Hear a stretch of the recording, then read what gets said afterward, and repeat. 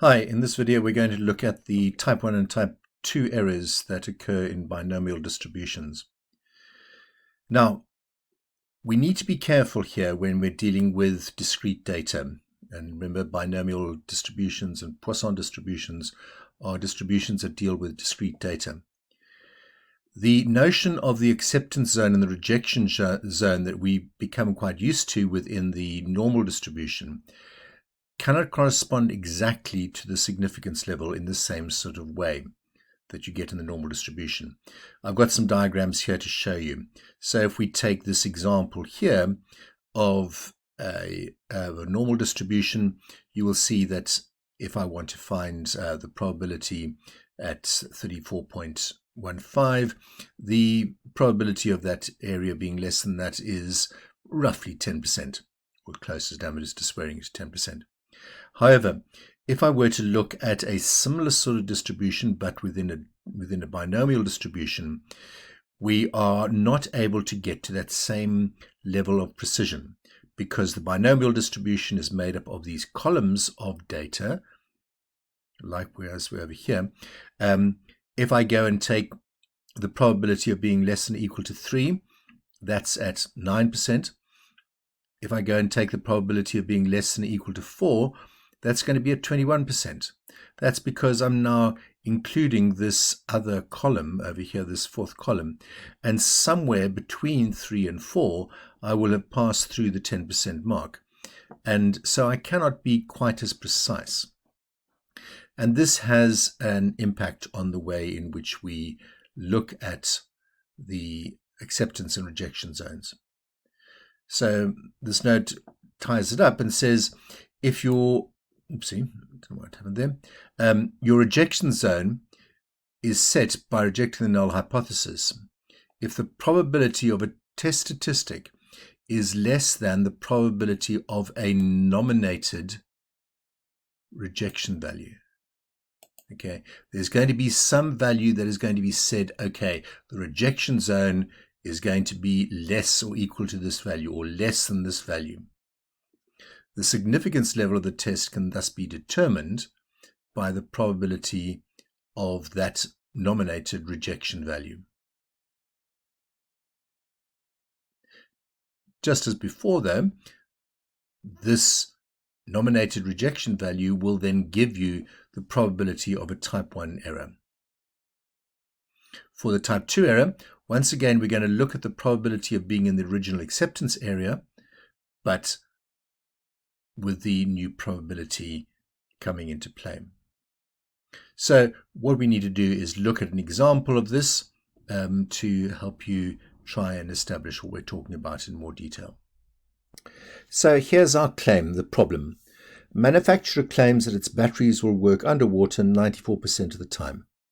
The diver suspects that the rate is lower than this, so he buys 22 batteries to test and decides that he will reject the claim if x, it should be x bar actually, if x bar, the random variable for the number of batteries that work underwater, is less than 18.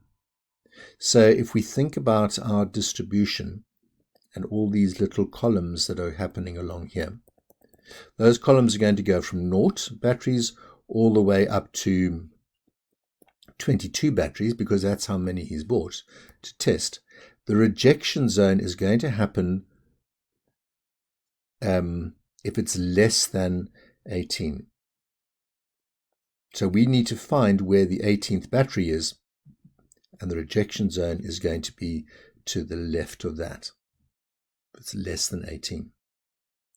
So as with all problems dealing with distributions, it's always a good idea to write down the parameters that we've got for this particular distribution.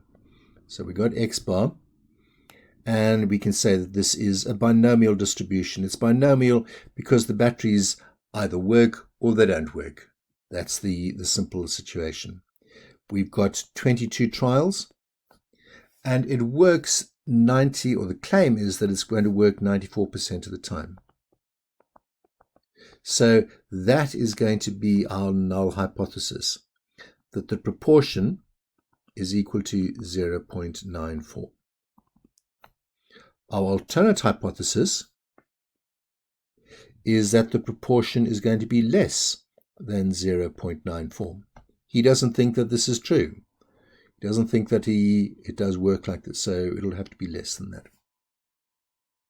So we now need to figure out where is the acceptance or the rejection zone.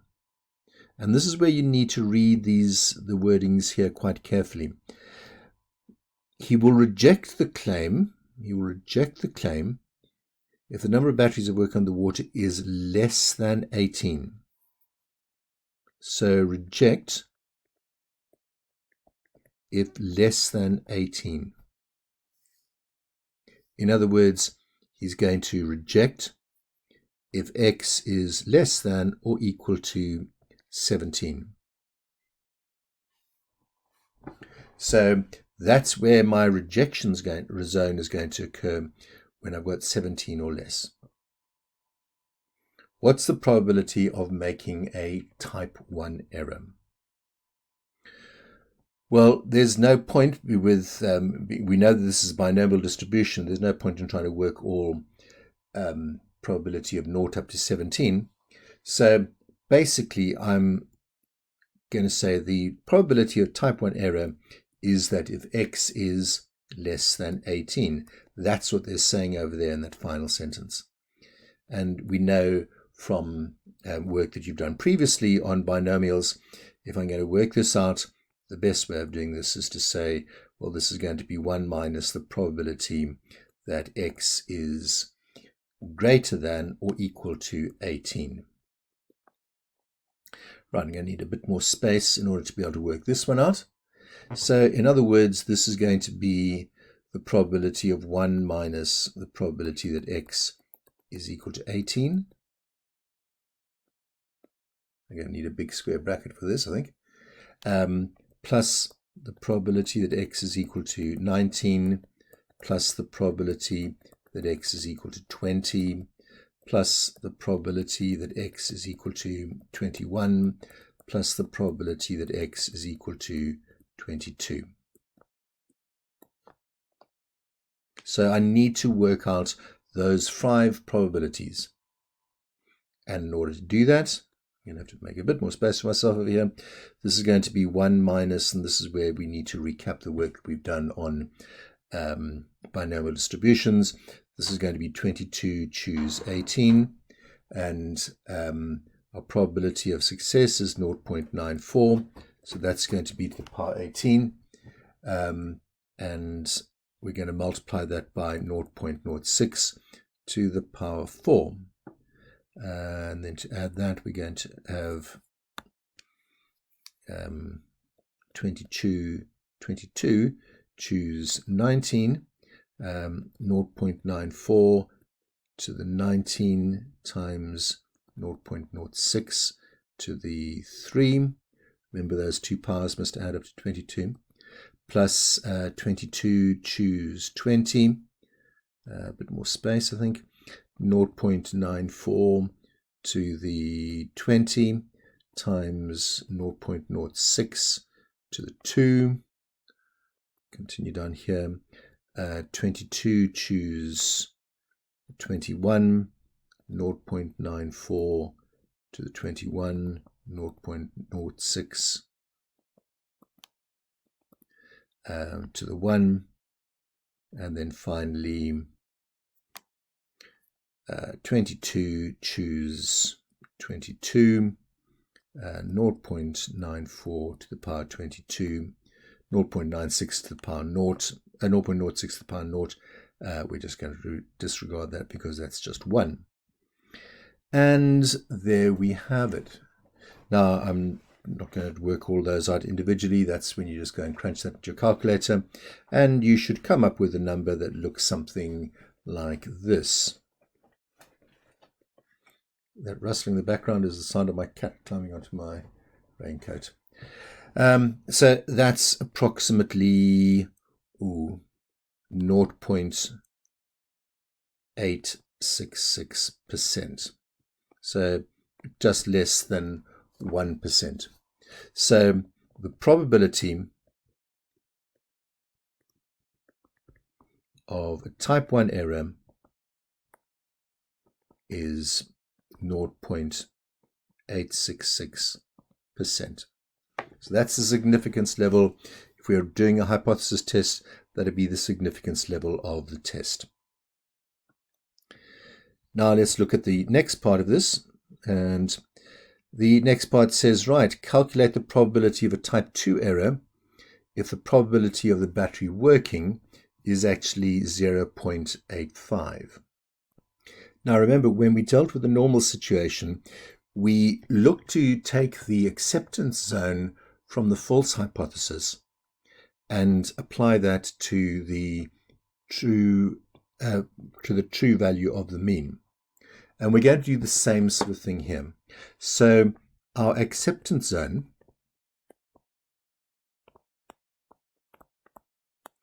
is going to be at x is greater than or equal to 18. Now we're looking for the probability of a type 2 error.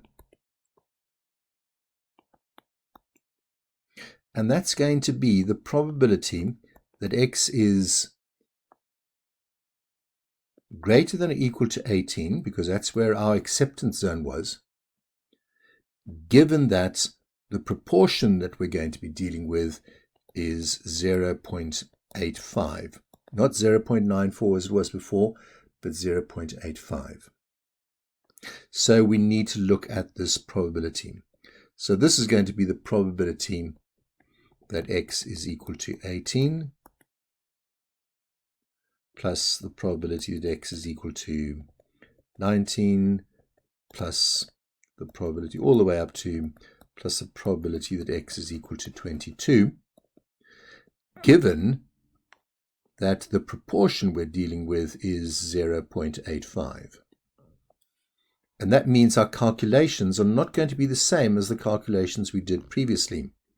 Our calculations this time are going to look something like this. It's going to be 22, choose 18, as we did before. But our probability of success is 0.85 this time, not 0.94 to the power 18.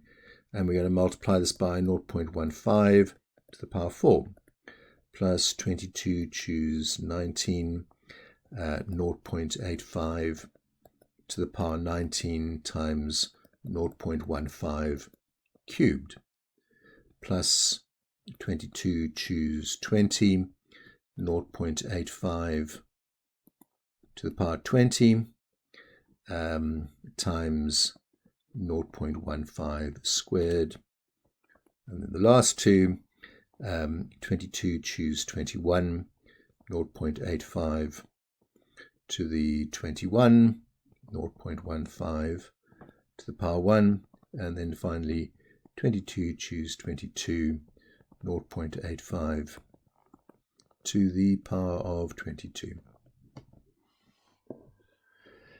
And when you crunch all of that into the calculator, you're going to come up with 0.774, and so therefore the probability of a type 2 error is going to equal 77.4%.